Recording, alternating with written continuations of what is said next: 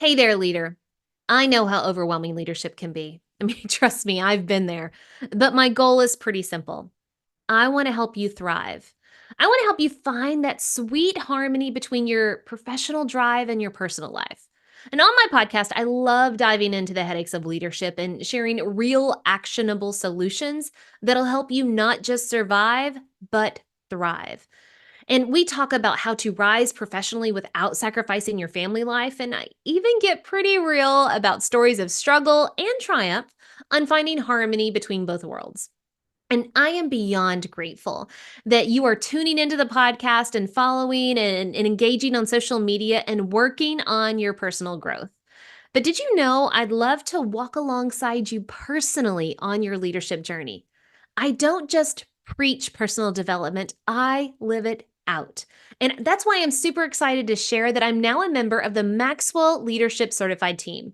This means I can bring you the teachings of John C. Maxwell. Yes, the John C. Maxwell, the country's #1 leadership authority. Now, this certification just isn't about me leveling up.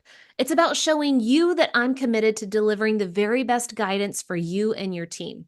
And if you're ready to transform your leadership, hop on over to leadershipontherocks.com and click that schedule a call button. Whether it's personal development, company wide training, or going through change management, let's connect and start your journey of success together. Again, that's leadershipontherocks.com. Let's thrive together. So you're Yes. constantly flexing in ways that is disrupting the way that you lead effectively. So what cultural intelligence does is that it helps you not only understand these differences, but it actually activates action. Because now as you act on what you're learning, you can learn to plan for the next exchange and the next exchange and the next exchange. So it makes you a much more holistic leader. This is the Leadership on the Rocks podcast, where we equip and empower leaders like you to thrive in and create harmony between your professional and personal lives. I'm your host, Bethany Reese, and in today's episode, we're going to be talking with author and leadership coach Loren Rosario-Maldonado about using cultural intelligence for professional development, personal growth, and leadership of others and ourselves. Loren has dedicated over 25 years to leadership coaching, change management, and cultural intelligence. Her unique ability to create human-centered workplace experiences and build high-performing teams has transformed organizations and solidified her reputation as an industry trailblazer. Her latest book, Becoming the Change: The Power of Cultural Intelligence, is a testament to her commitment to fostering cultural diversity and personal growth. Welcome to the Leadership on the Rocks podcast, Loren. We're so happy to have you. Thank you so much, Bethany. Thank you for having me on your podcast. And I love your platform. I love what you're teaching. It is so important. My listeners know I was an educator and an administrator in Houston, Texas, which is very diverse. We have people from all over the world coming for the oil and gas business. And I appreciate so much that you are speaking up and out about how important cultural intelligence is. But I really have a feeling that a lot of people don't understand or know what cultural intelligence is. They may have heard of emotional intelligence. They may have heard of diversity, belonging, and inclusion. So can we start at step 0 and you define for us what you mean by cultural intelligence? That's a great question. Cultural intelligence is a tool. It's a tool that helps us develop the skills that we need to understand differences, people who are different from us. And there is this misconception that culture is about ethnicity and race and national origin, but it's so much more than that. I like to joke that, I'm Apple culture and my husband is Microsoft culture. So we are definitely a bicultural couple here in this household, right? Oh, But Apple, the culture, iPhone, and the yes. Samsung, right? Yeah. Yes. So he's a Microsofter all the way through. He loves Mhm. his Android phone, loves his, his Microsoft and operating system. I'm Apple all through. I mean, I get allergic when I have to use his phone for whatever reason. But cultural intelligence has helped me to adapt and not have a tachycardia when I have to use his phone. And So so makes sense. it's that. It's, what is culture really? It is the way a certain group with shared beliefs and values does things. And so I like to do things the Apple way. He likes to do things, the square Microsoft way. But in a gist, that's what cultural intelligence is. And I'm not gonna geek everyone out and to the research, but it's been researched for over 20 years. And this one Mhm. tool is powerful because of that, because it helps you not only understand, but actually uh, work better and relate better with people who are different from you. Man, I love that you said it's a tool. A lot of times we think because it has the word intelligence in it, that we think it's fixed. You have it or you don't have it. But a tool is something that you're constantly using to cultivate, to get better, to make progress in something. And I just love the fact that you're calling it a tool. I don't think I've ever heard it called that way before. And that in and of itself is helping me have a different lens on this whole conversation that we're fixing to have. I appreciate that. Absolutely. It's not a magic wand. We have to do the Hmm. work. And you're right, it's learned. It's not fixed, and you're Hmm. continuously learning, right? So Yes. it's important to understand that it's a tool. It's not something that you use as a crutch to stereotype either, but it's not something that, you're going to learn today and use tomorrow and be done. It is Hmm. an evolution. Yes, absolutely. So now that we can kind of have an idea of what it is, and I love your example because I think everybody out there feels it, the Microsoft, the Apple, the iPhone versus the Android. We understand that. And so we know what it is now. But let's talk about why it's so important to learn it. And then we'll get into the how later of how we grow and utilize that tool and make progress. But why is cultural intelligence so important in a couple of different areas? One, just in general in our lives, but two, specifically in our leadership. So feel free to tackle whichever one you want first. Absolutely. In our lives, we are dealing with differences all day, every day. I like to use my husband as an example because not because he is my husband, but because we are both Dominican. We are both Latin Americans, right? But he was born in Dominican Republic and I was not. So I am that second generation immigrant who is, let's say, Dominican by default, right? So a Hmm. lot of the customs, the norms, the beliefs that come from the Dominican Republic were unbeknownst to me because I didn't live them. He did. And so Yeah. even though we both speak Spanish fluently, we read it, we understand it, it goes much deeper than language. And it wasn't until cultural intelligence came around in my life that I was able to use those skills and go deeper to understand my cultural values and how they impact the way I approach work, the way I approach relationships, the way I approach everything in my life. And so understanding those cultural values then helps you understand how you approach these areas of your life so that you can understand others and how they approach these areas of your life. And what's not more important than that for effective leadership? As Hmm. a leader, you're leading all types of different people in all types of different situations. But what remains constant is how you value certain areas and how culture influences those values. So, as a leader, you're constantly flexing, and the level of flexing today is much more complex than it was 5, 10, 15 years ago. Hmm. Now Everybody you're said having amen to that. now you're having to do so in Yeah. a nanosecond. And Hmm. now you have AI to contend with. Oh, and by the way, now you're virtual. Yes. And now you have a hybrid workforce. And now you're communicating with different people in different ways, in through different modalities, in person, Hmm. digitally, hybrid, mix and match, right? So you're Yes. constantly flexing in ways that is disrupting the way that you lead effectively. So, what cultural intelligence does is that it helps you not only understand these differences, but it actually activates action. Because now, as you act on what you're learning, you can learn to plan for the next exchange and the next exchange and the Mhm. next exchange. So it makes you a much more holistic leader. I love that. Thinking about the first thing that you were talking about, going back to life, is analyzing your own paradigm, your own, why do I act the way that I do? Why do I believe what I do? Why do I, cook the foods that I do? Something very simple. Why do I have the accent that I do or talk like I do?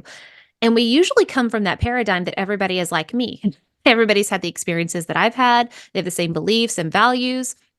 And then, so step one, from what I'm hearing, is cultural intelligence. The first tool is to kind of excavate and reflect on your own background, your own culture, to understand why.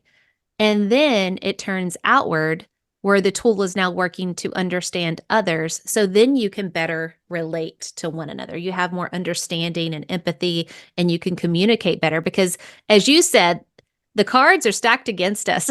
There's so many things to get in the way of just communication alone in leadership, because there's so many different avenues and people can read things the wrong way. And I love that you explained it that way of, it starts with yourself, understanding where you're coming from before you can even look to seek to understand where others are coming from. So that's such a beautiful thing.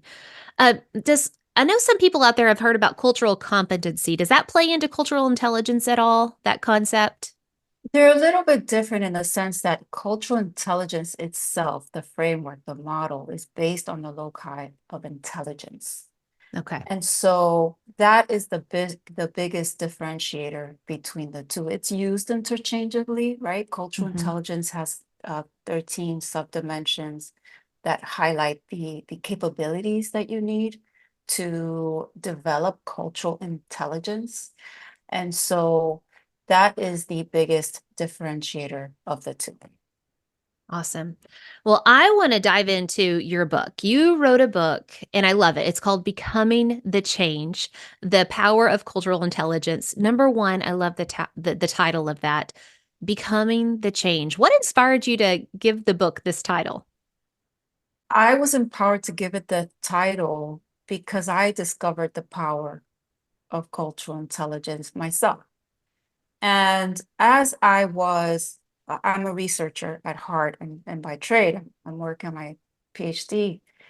As I was researching this topic, I found others whose power was so evident in their lived experience, even when they didn't know what cultural intelligence was. Mhm. And so I was absolutely blown away by how powerful this tool can be for anyone in any role, in any industry, any background, whether at home or at work. And as I became or started my journey towards cultural intelligence, I learned this more and more. My daughter was telling me yesterday how she had a situation and cultural intelligence helped her, resolve it, what she's learned about cultural intelligence. And so it is that much more powerful. We know Mhm. that the quality of your life is determined by the quality of your relationships, whether at home or at work. So cultivating this tool and integrating it into your life is a powerful tool. I have seen Mhm. it, I've lived it, and I cannot express enough how powerful it can be. Yeah. And the example you gave, you said you've seen it, you've lived it, it's changed you. And now you see it in your daughter because of what you're modeling. And so this can have generational impact, from here on out. Think about that. Of if Absolutely. when you become the change because you now have or are developing using that tool of cultural intelligence, it's not just for you. It is going to have that spill cascading effect where it's going to be affecting all those around you. And I love that. I'm so proud of your daughter. Way to we always wonder, are our kids learning? Are they picking up anything that we're, dishing out? And the answer is yes. It's what we model. Yes, it was at first when I was writing the book, I was nervous because I was nervous about what they were going to say, what they were going to think. It's a very raw experience. I had to go very deep into my own beliefs and my experience. This emerged from a deep, deep identity crisis that I experienced Mhm. because I didn't know anything about my culture. I didn't know anything about my heritage and understanding not only my history, but how it influenced my beliefs and what I value uh, was an incredibly powerful experience that helped me really amplify every single relationship that I have. And so you said it earlier, as a leader, we're constantly being relied upon for answers. We're Mhm. constantly being relied upon for direction. But if we don't have a strong foundation and understanding about what got us here, what's our history, how it influenced the way we think, what we prefer, our values, the level of direction and support we can give others is very superficial. Mhm. But once you understand that and you connect it to your practice, whether as a leader or individual contributor role or in your home, all of a sudden the depth and the quality of your exchanges, your relationships, your dialogue is much more profound, which makes you that much more impactful. Oh, I could not agree more. And I just wonder, you have so many, as a leader, you have so many interactions all day long. You're in meetings, you're having conversations, you're getting texts, your emails are blowing up. So you have all of these avenues to have these conversations. And if you're not careful, if you are just always being the same and not paying attention to the audience, the person that you're engaging with, there's a lot of offense that can happen. A lot of people can take what you say and what you do the wrong way. And I think for me, understanding the cultural intelligence tool helps me slow my roll, helps me take that into consideration of it is not about me trying to spew out information. Like get what I want to say, get what I want to say. It's about where are you coming from so that I can deliver the information in a way in which it can be received and understood and acted upon or whatever the case may be. So can you walk us through almost like a how-to guide? You're calling cultural intelligence a tool. How do we use the tool? How do we grow in cultural intelligence? Because we know it's just going to make us a better leader. But how do we use the tool?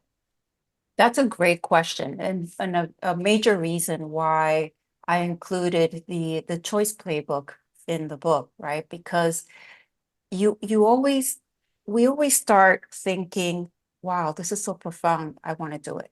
Yes. Mhm. Where do I sign up? But you first have to understand whether you're ready.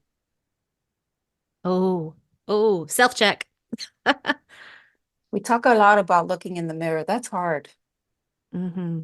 That's very hard because all of a sudden you have to acknowledge every zit, every pimple, every freckle, every single cell that you see. And what you don't see is impacting what you see even more. Are you Oh, ready for that? So the first part is understanding whether you are ready for that.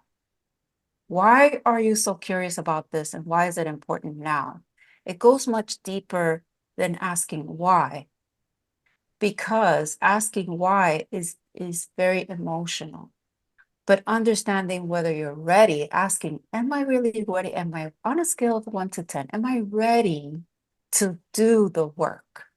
All of a sudden, you're holding yourself accountable. So, understanding whether you're ready, in business, we call that change readiness, right? Are you hmm. ready? Then understanding why you are ready now, why that is a 10 as opposed to a 1. It's okay if it's not the right time.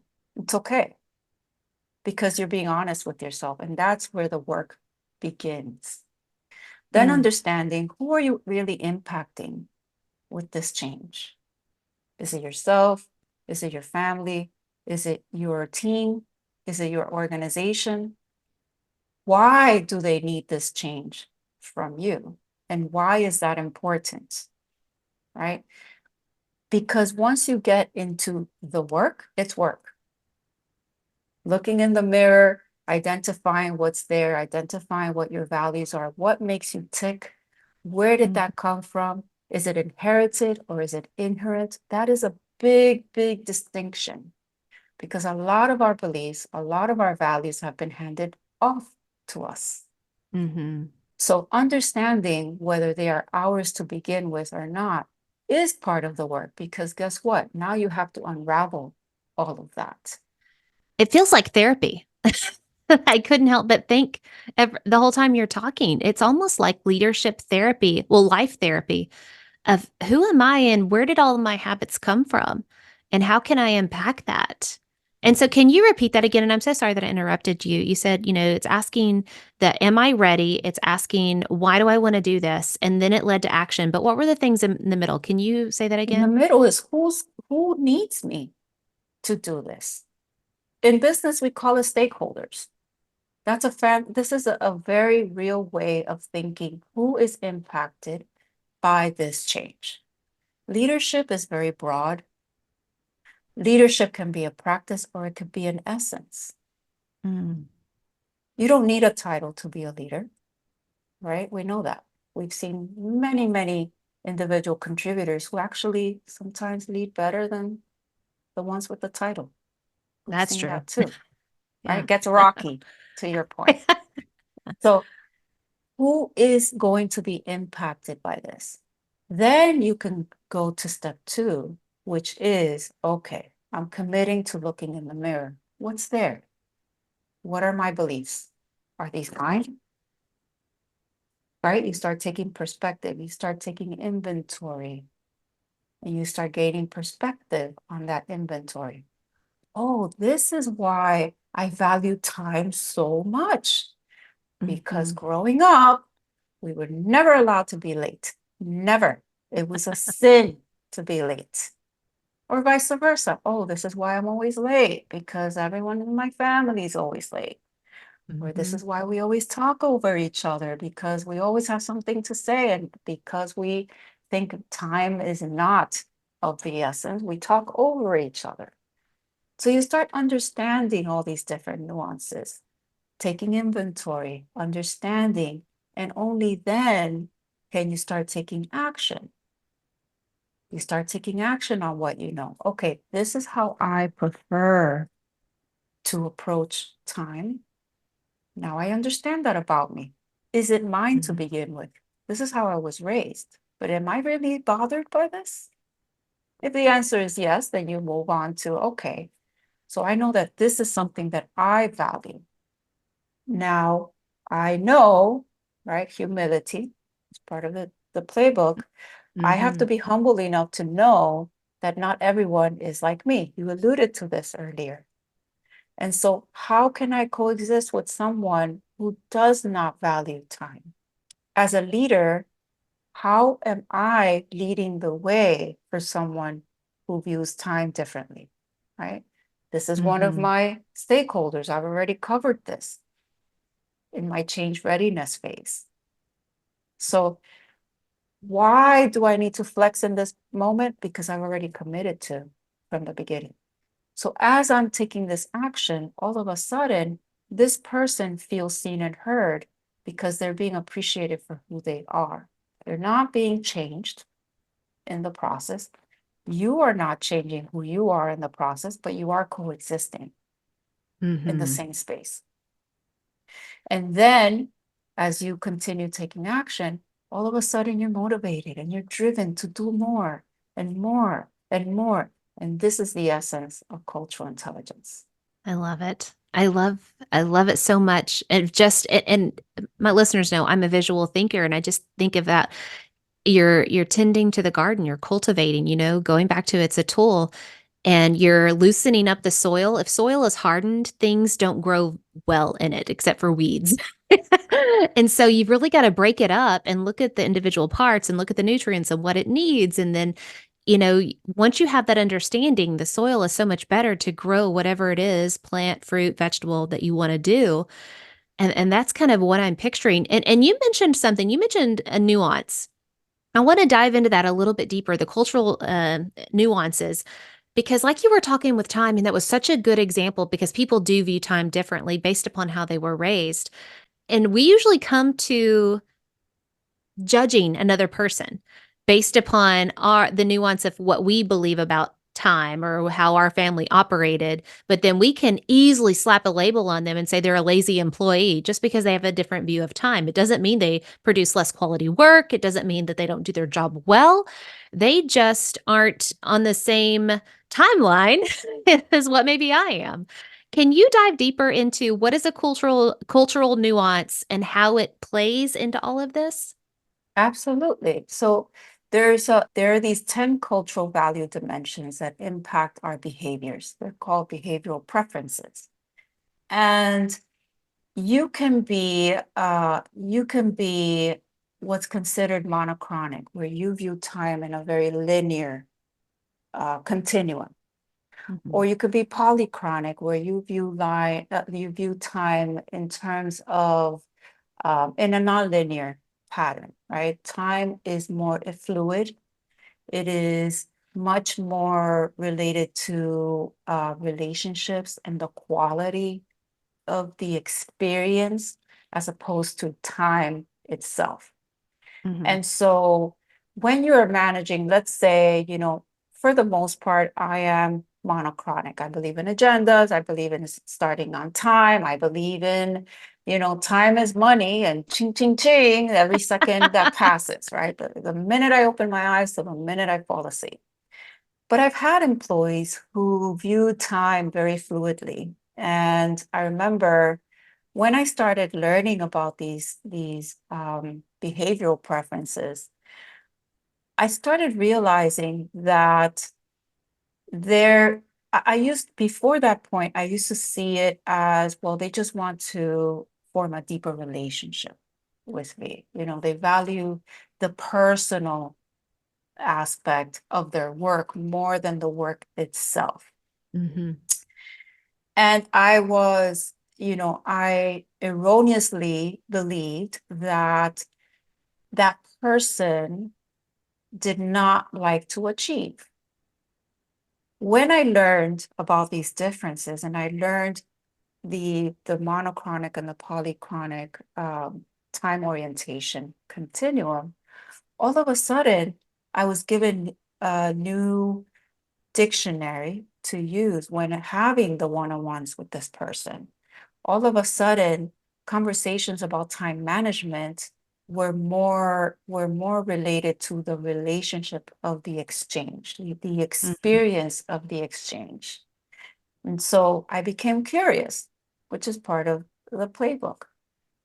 Can you tell me why is it that every time we start our meeting, you want to talk about my personal life, whether it's what I did last night or how my family is, or all these things unrelated to work before we get to the topic at hand.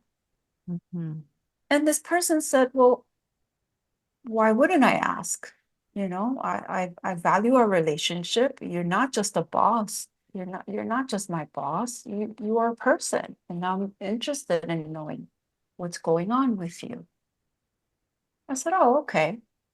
So all of a sudden, I used that information to then be open to this new experience. Okay, how can we work that into the agenda? I asked. Well, why don't we create space in the beginning and then add the work items and then end with a reconnect. So all of a sudden, we're both valuing time differently. We're not changing who we are or what we value, but we're Mhm. making the meeting more effective for the two of us. Man, that is So, such a good example. so our one-on-ones, I started because this was new to me. So I practiced with her. I would I would put in 5 minutes in the beginning and 5 minutes at the end as what I call, connection cushions. Okay, I need to be open and like hold my tongue and just answer Mhm. anything personal, but also ask her anything personal she wanted to share. So then we jumped into work and then we ended with another reconnect. But what that did was that it sent the message that I truly value her and her approach beyond work. And in turn, she was more motivated, became in my perspective, a bigger, better achiever, Mm-hmm. and it enhanced our relationship for the better. So Absolutely. this is why it's powerful because I could have continued in my own way. I could have continued without summoning the humility to know that I'm not perfect. I don't have all the answers. There are more options and more ways to manage people, but also being open and being courageous enough to ask the question. Yeah. And that's the first thing I heard is that you suspended judgment. You stop yourself from casting judgment on someone just because they don't operate at the same level, time, whatever it is that you do. And through that suspension of judgment, you then asked a question to seek to know them better, to understand. And you asked the question in a way where it wasn't offensive, as in, like, sometimes whenever I ask my kids, what did you do? And it's already accusatory. It's not accusatory of anything. It's genuine. It's empathetic. It's, I truly want to understand how you operate. Can you explain to me why, this? And I think that's a huge thing that I heard and that I hope our listeners heard through that perfect example of how to engage with others. And I love that you're pointing out humility. It's so important that it's not just about us and our way. We don't do things right. We don't have all the ideas. We don't have all the best ideas. And our employees have so much value to bring. And that's the joy and the beauty of the diversity of having people as a team. Everybody, Absolutely. yeah. Absolutely. And this is the flexing that's happening on a moment's Hmm. notice, and taking these extra minutes will help you as you're navigating all these changes and all these crazy things going on on a daily basis, right? Because Yes. you are connecting person to person.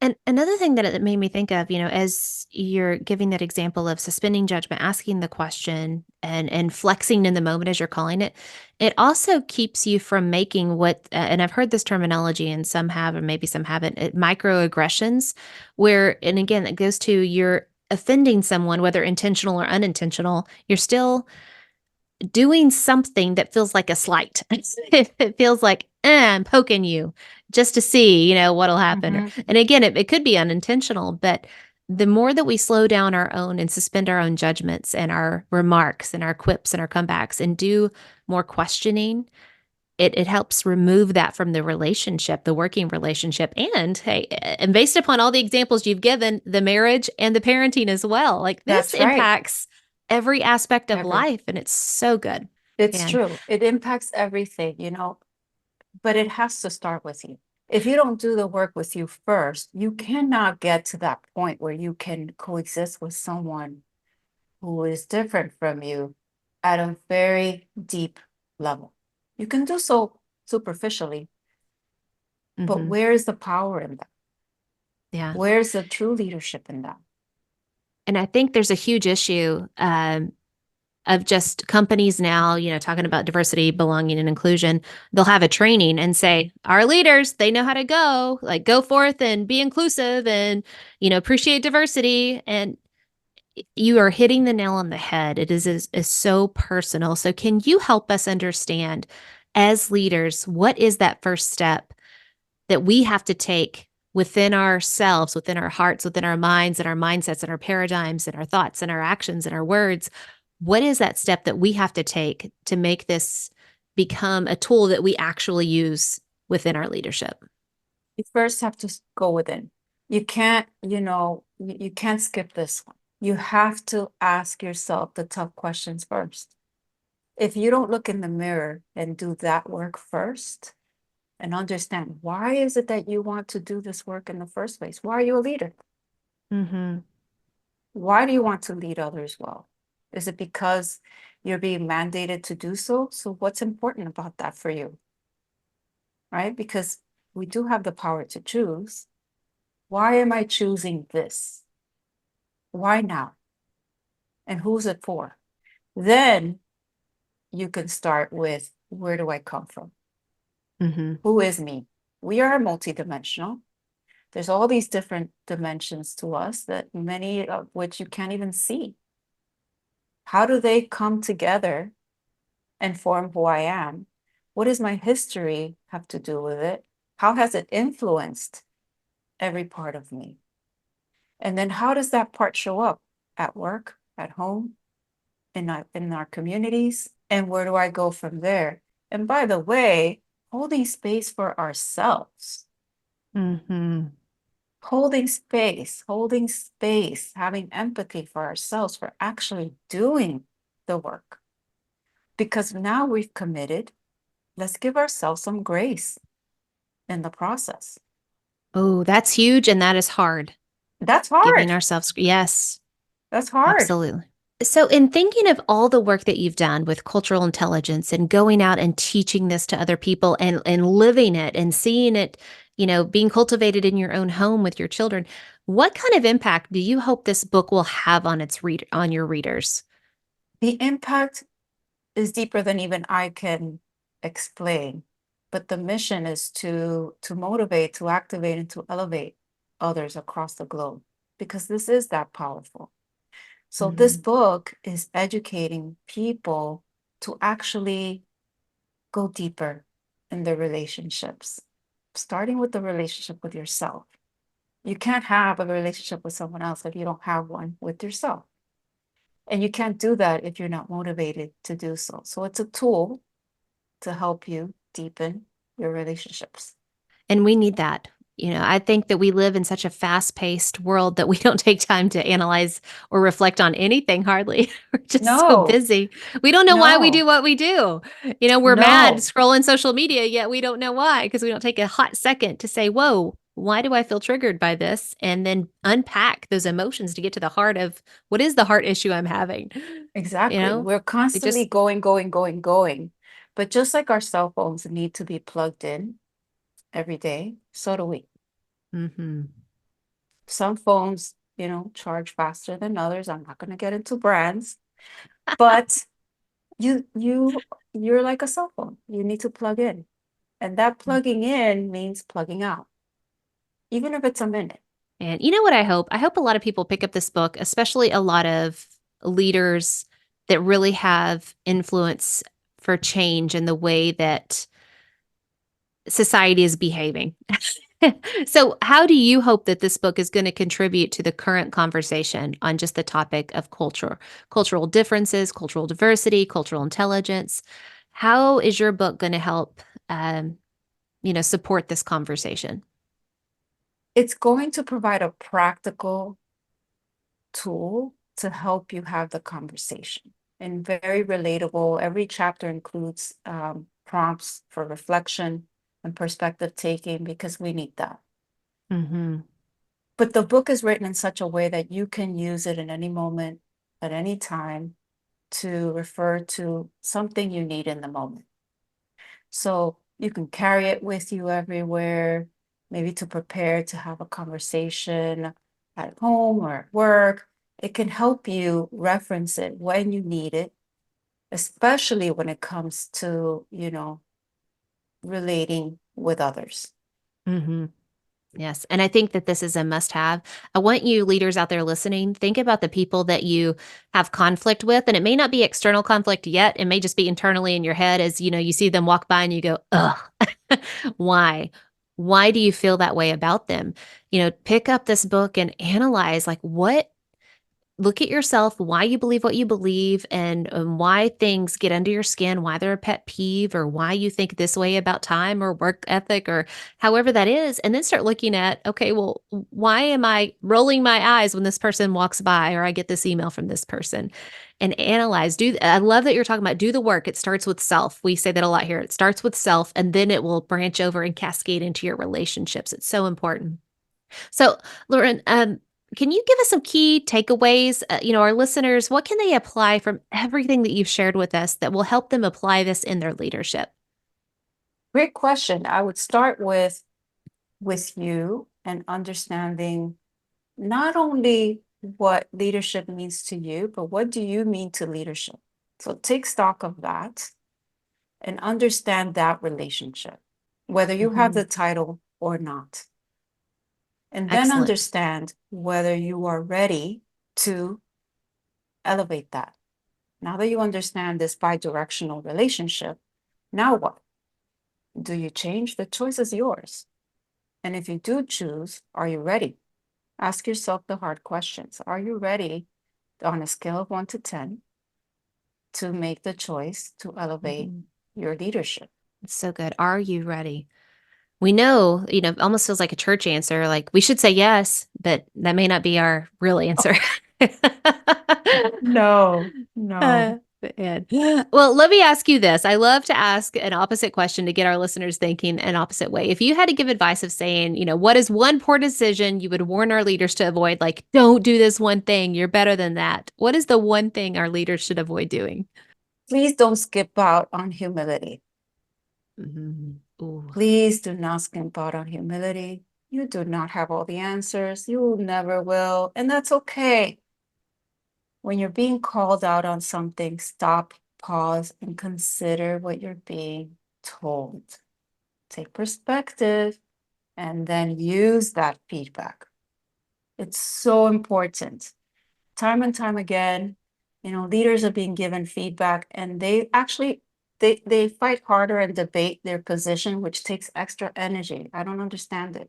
That's such great advice. And I just feel like that gets to the essence of whenever you strip away the arrogance and you become humble, it's like you're given a pair of glasses, a new lens to see way more clearly because the lens of pride and arrogance is so fogged. You can't see well. And I love it. Thank you for that. Where can our listeners go to learn more about you and get your book? And where can they learn more about your work? Absolutely. I'm very active on LinkedIn, Loren Rosario-Maldonado.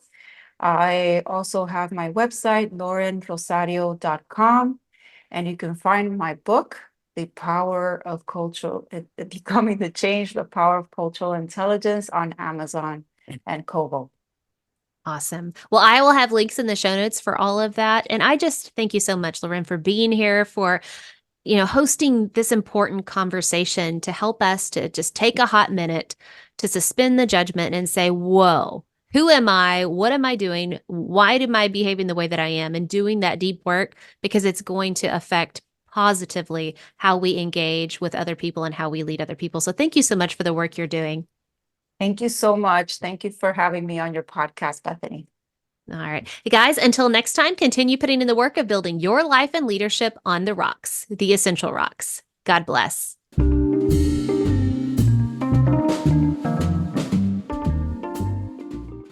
Remember, the most essential rock you can build your life and leadership on is the rock of Jesus Christ. Today's Bible verse comes from Romans chapter 12, verses 3 and 4. For by the grace given to me, I say to everyone among you, not to think of himself more highly than he ought to think, but to think with sober judgment, each according to the measure of faith that God has assigned. For as in one body, we have many members, and the members do not all have the same function. Hey, it's Bethany again. If you're enjoying the Leadership on the Rocks podcast, be sure to subscribe and follow so you don't miss a single episode. Also, be sure to rate the show. We hope to earn 5 stars in serving you in leadership, and through your ratings, it'll help us get the word out about what we do here at Leadership on the Rocks. If you feel this podcast is helpful, be sure to share it with your friends, family, and coworkers, or anyone who wants to grow in leadership, but also have harmony between their work and home life. Thanks, and I'll see you again in the next episode.